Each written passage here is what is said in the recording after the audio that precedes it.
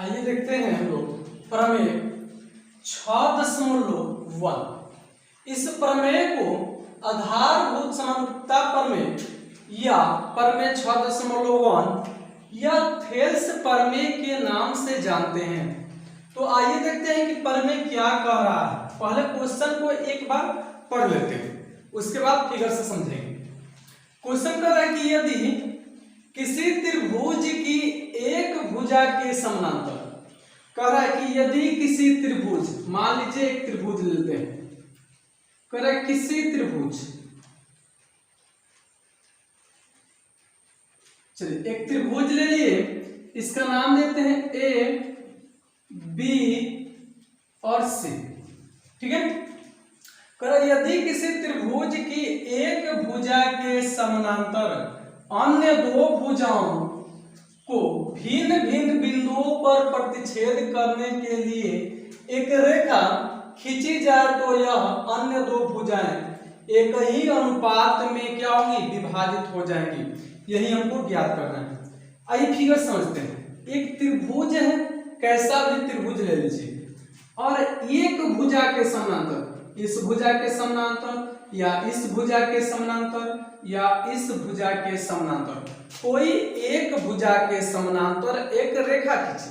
तो हमने BC के समानांतर एक रेखा खींच दिया, एक रेखा खींचा, इसके समानांतर जो यह अन्य दो भुजा, इसको छोड़कर अन्य दो भुजा को भिन्न भिन्न बिंदुओं पर क्या कर रही है, प्रतिच्छेद कर रही है। तो कह रहा है कि यही दो भुजा को यह एक ही अनुपात में विभाजित करेगी, यह सिद्ध कीजिए।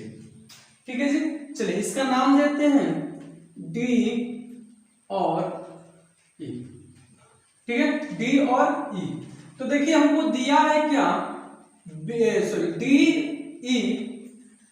समानांतर है BC के, DE समानांतर किसके है, BC के, और हमको ज्ञात करना है कि A D बटा में DB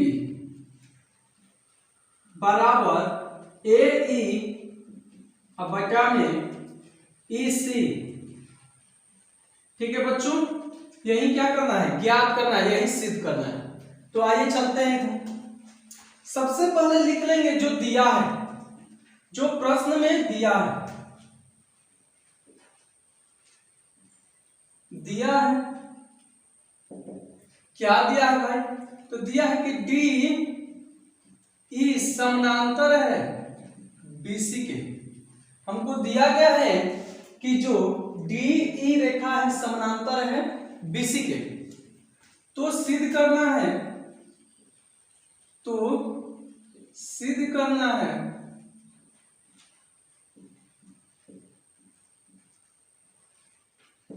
तो सिद्ध क्या करना है जी, सिद्ध करना है कि AD बटा में DB बराबर AE बटा में EC। यही हमको सिद्ध करना है। थोड़ा सा रचना कर लेते हैं। क्यों रचना की जरूरत पड़ गई, तो देखिए हम पढ़ रहे हैं, यह टॉपिक जो है त्रिभुज, यह टॉपिक क्या है, त्रिभुज है। तो त्रिभुज में हमको त्रिभुज चाहिए, और नीचे देखिए तो यह चतुर्भुज बन गया। तो इसको क्या करेंगे, हम त्रिभुज बनाएंगे। क्या बनाएंगे, त्रिभुज। आइए रचना कर लेते हैं थोड़ा सा।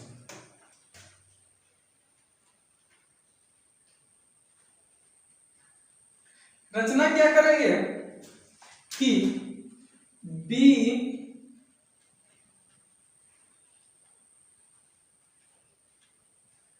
B और E को मिला देंगे। क्या करेंगे जी, B और E को मिलाएं, लेंगे कि BE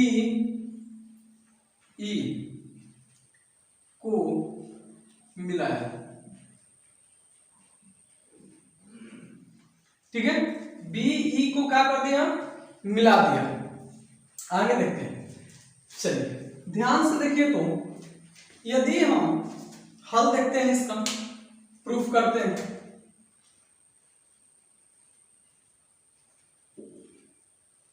प्रूफ करते हैं, इसको प्रमाणित करते हैं।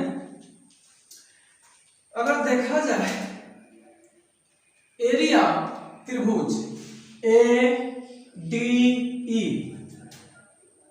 त्रिभुज ADE, ठीक है, एरिया त्रिभुज AD अब बटा में एरिया त्रिभुज DBE, एरिया त्रिभुज DBE।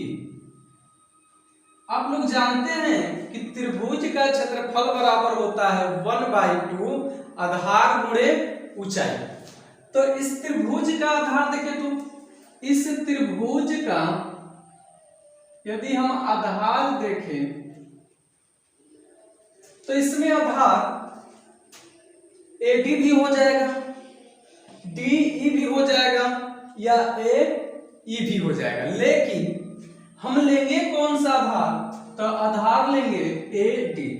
क्यों लेंगे बच्चों? क्योंकि हमको AD चाहिए, AD/DB चाहिए, इसलिए हम AD लेंगे। आधार क्या लेंगे? AD लेंगे। चलिए, तो इसका आधार हो जाएगा 1/2 गुणे आधार यानी AD गुणे अब रह गया लंब। तो देखिए, तो अगर इस त्रिभुज में देखा जाए, इस त्रिभुज में, तो क्या यह लंब का काम करेगा? नहीं करेगा। लंब का मतलब होता है 90 डिग्री। लंब का मतलब क्या होता है? 90 डिग्री हो, लेकिन यहां पर 90 डिग्री का कोण नहीं बन रहा है, इसलिए इसमें क्या करेंगे? एक लंब भी डालेंगे। चलिए, इस पर एक लंब डाल देते हैं।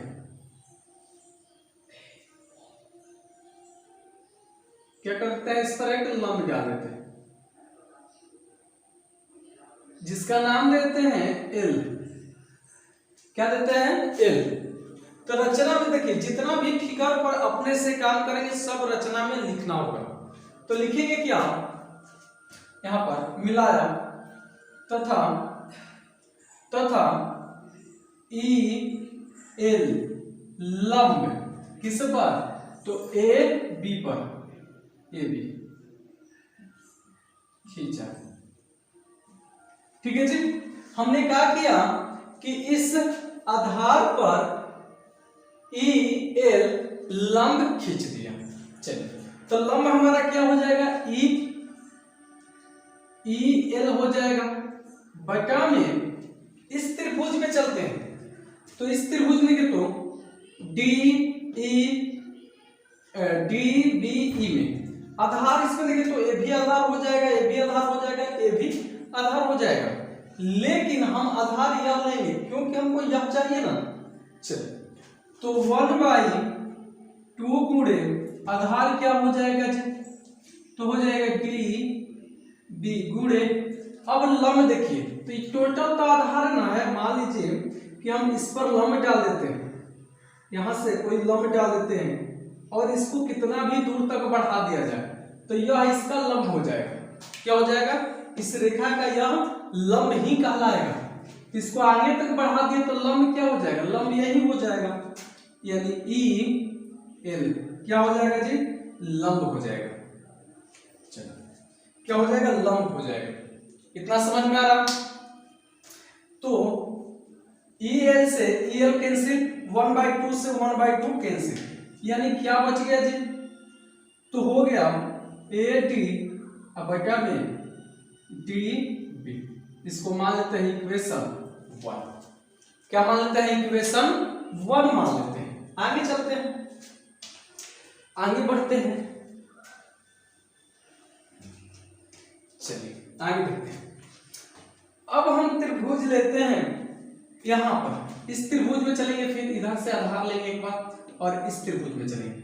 ठीक है जी, आइए।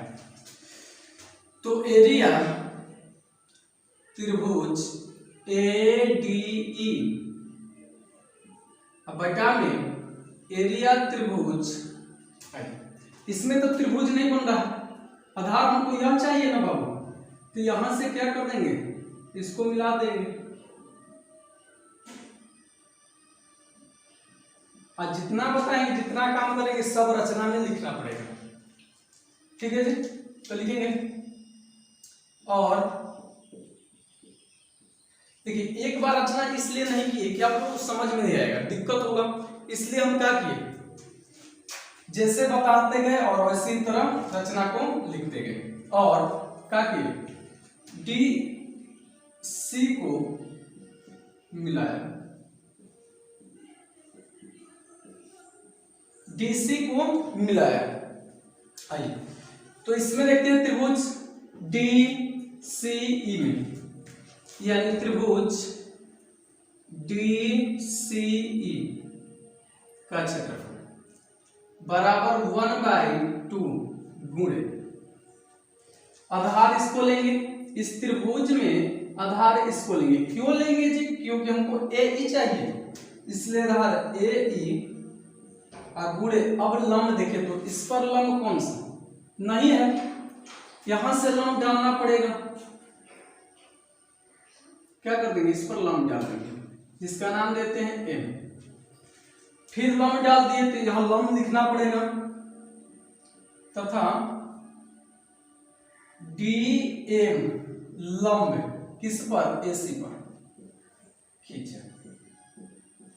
ठीक है, तो लंब क्या हो जाएगा हमारा, लंब हो जाएगा डी एम बटा में 1/2 गुणे। अब इस त्रिभुज के लिए आधार क्या हो जाएगा, ई सी, यानी ई सी गुणे लंब तो यही ना होगा, भुजा को कितना भी बढ़ा लीजिए आप, डी एम हो जाएगा। ठीक है जी, इससे आप कैंसिल हो जाएगा, 1/2 से 1/2 कैंसिल, यानी बच गया ए ई बटा में ई सी। मान लेते हैं इक्वेशन 2, क्या मान लिए, इक्वेशन 2। आगे चलते हैं, इक्वेशन 2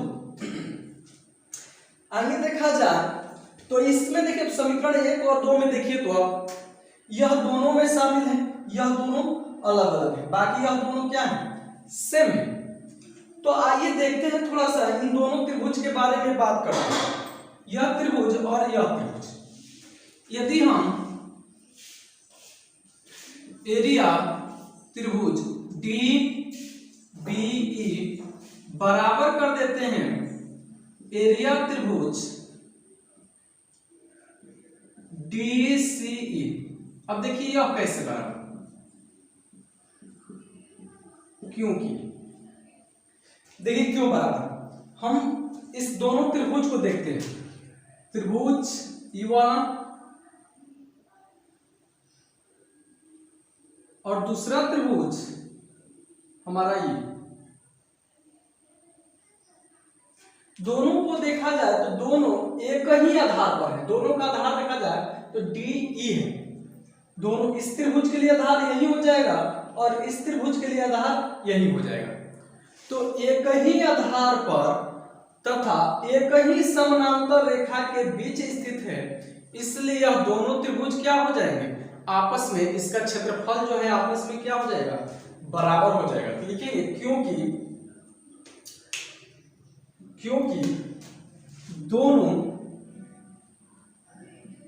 दोनों त्रिभुज एक ही आधार क्या जी, तो डी ई तथा एक ही समानांतर,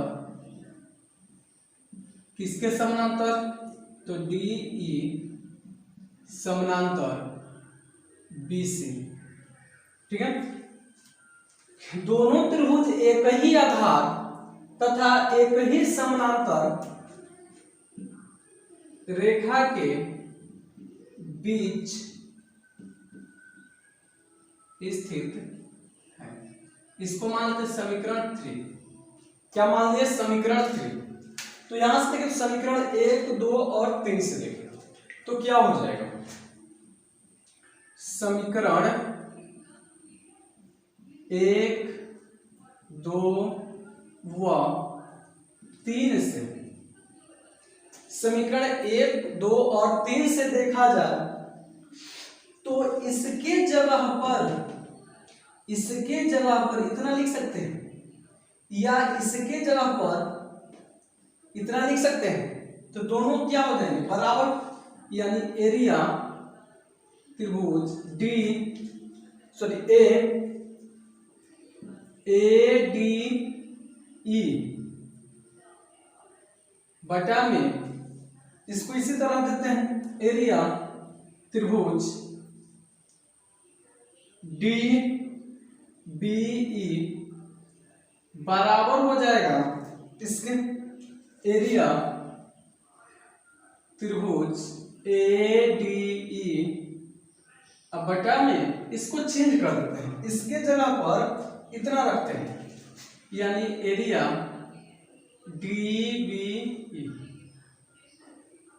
एरिया त्रिभुज DBE हो जाएंगे बराबर। और जब बराबर हो जाएंगे तो इसका मान रख देते हैं, इतना का मान कितना है जी दिया है AD बटा में DB बराबर इतना का मान हमको पता है इतना है तो AE बटा में EC जो कि यही हमको प्रूफ करना था, यही हमको क्या करना था जी सिद्ध करना था। आप लोगों को समझ में आ रहा है? नहीं समझ में आएगा तो देखिए बाबू हमको कैसे पता चलेगा कि आप लोगों को समझ में आ रहा है कि नहीं समझ में आ रहा है। जो भी तकलीफ होती है उसको कमेंट बॉक्स में जाकर कमेंट करिए आप लोग, तभी तो हम जानेंगे कि नहीं भाई पढ़ा रहे हैं थोड़ा सा और बेस बढ़ाना चाहिए या कुछ आप लोग कुछ देवे नहीं करेगा रिप्लाई तो हमको क्या पता चलेगा। ठीक है देखते हैं दूसरा प्रमेय 6.2 प्रमेय 6.2 क्या कर रहा है। क्वेश्चन को पढ़ लेने से आधा जो है मैथ जो है समझ में आ जाता है। तो ये देखते हैं यदि एक रेखा किसी त्रिभुज की दो भुजाओं को एक ही अनुपात में विभाजित करे तो वह तीसरी भुजा के समानांतर होगा। यानी प्रमेय 6.1 का यह जो क्या है विलोम है यानी उल्टा है। उस समय दिया था कि समानांतर है तीसरी भुजा के तो समानुपातिक करें, इस बार क्या दे दिया समानुपातिक दे दिया तो कह रहा है कि समानांतर करें यानी विलोम है उल्टा। आइए देखते हैं फिगर से एक त्रिभुज है चलिए नाम देते हैं इसका कुछ भी दे सकते हैं ABC एक रेखा जो है इसको क्या करें प्रतिच्छेद करें DE यह समानुपातिक है क्या है जी समानुपातिक एक ही अनुपात में विभाजित कर रहे हैं। यह रेखा जो है इस दोनों भुजा को एक ही अनुपात में बांट रही है तो कह रहे कि यह तीसरी भुजा के समानांतर होगी। आप सिद्ध करें क्या करिए सिद्ध कीजिए। आइए देखते हैं सबसे पहले क्या दिया है उसको लिख लेते हैं। दिया है कि AD बटा में DB बराबर AE बटा में EC यह दिया है। ठीक है जी तो सिद्ध करना है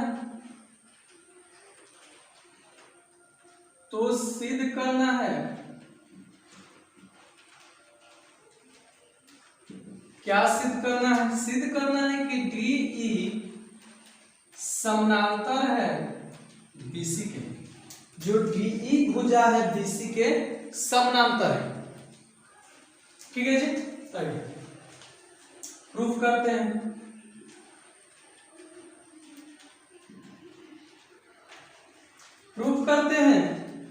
सबसे पहले हम लोग मानेंगे कि जो DE जो है BC के समानांतर नहीं है जिसे हम लोग क्वेश्चन बनाए थे 1.3 में दिया था कि √5 एक क्या है परिमेय संख्या अपरिमेय संख्या है तो उसको क्या माने थे परिमेय संख्या मानकर हल किए थे। उसी तरह इसको भी हल करेंगे। आइए माना कि DE BC के समानांतर नहीं है। माना कि DE जो है DE जो है BC के समानांतर नहीं है। हमने क्या किया कि इसके समानांतर एक रेखा खींचे। चलिए F मान लेते हैं डी एफ। रचना में थोड़ा सा रचना कर लें, रचना नहीं करेंगे तभी काम चल जाएगा। चलिए खींचा तो डी एफ जो है वह समानांतर होगा बीसी के। जब यह समानांतर नहीं मानेगी, यह समानांतर नहीं है मतलब यह क्या है, इसके समानांतर है। और जब समानांतर होगा तो हम पढ़े थे परमे, थेल्स परमे में 6.1 में कि जब समानांतर हो तो यह भुजाएं क्या होती हैं, समानुपातिक होती हैं। तो यहां पर क्या करेंगे, यूज करेंगे। तो ठीक है जी, तो इतना हो पर सॉरी ठीक है, तो परमे 6.1 से परमे 6.1 से जब समानांतर है तो ए डी बटा में डी बी, यानी ए डी बटा में डी बी बराबर होगा ए एफ बटा में एफ सी के। ठीक है जी, इसको मान लेते हैं इक्वेशन 1। और एक यहां पर दिया गया है, यानी ए डी बटा में डी बी बराबर ए ई बटा में ई सी। काहे हो तो दिया है, काहे लिखे तो दिया है, इसको मान लेते हैं इक्वेशन 2। समीकरण 1 और 2 से देखते हैं। इक्वेशन 1 व 2 से, इक्वेशन 1 और 2 से देखें तो दोनों में LHS बराबर है, दोनों के LHS क्या है, बराबर हैं, तो RHS भी क्या होंगे, बराबर हो जाएंगे। चलिए तो होगा क्या, तो AF बटा में FC बराबर AE बटा में EC। अब थोड़ा सा यहां पर देखिए तो जो मान प्राप्त हुआ वह मान सही है या गलत है। आइए देखते हैं। AF और AE एक ही अनुपात में होगा, यह इसको अगर मापा जाए यहां से यहां तक और इसको मापा जाए तो क्या यह एक ही अनुपात में होगा, यह संभव है तो नहीं। तो लिखेंगे तो यह संभव नहीं है। क्यों संभव नहीं है,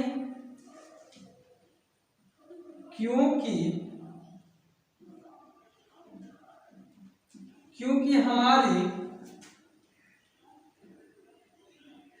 कल्पना गलत है। यह संभव क्यों नहीं है, यह मान संभव क्यों नहीं है, क्योंकि हम यहां पर जो माने थे कि DE जो है BC के समानांतर नहीं है, मतलब हम यहाँ पर क्या मान लिए थे, गलत मान लिए थे। हमारी जो कल्पना थी वह क्या थी, गलत थी, हम गलत मतलब मान लिए थे, इसलिए हो जाएगा। तो कह सकते हैं कि DE समानांतर हो जाएगा BC के, DE क्या हो जाएगा, समानांतर BC के। यही हमको क्या करना था जी, प्रूव करना था। यदि देखिए यह तरीका जो है परमे 6.2, इसको सिद्ध करने का तरीका जो है 2-4 है। तो आप लोग को अगर यह समझ में नहीं आ रहा होगा तो आप लोग कमेंट करके बताइए सर इसको क्या करें, दूसरा विधि से हम लोग को समझाइए। तो हम क्या करेंगे, दूसरा मेथड से इसको बनाएंगे। मिलते हैं अगले वीडियो में, तब तक के लिए जय हिंद जय भारत।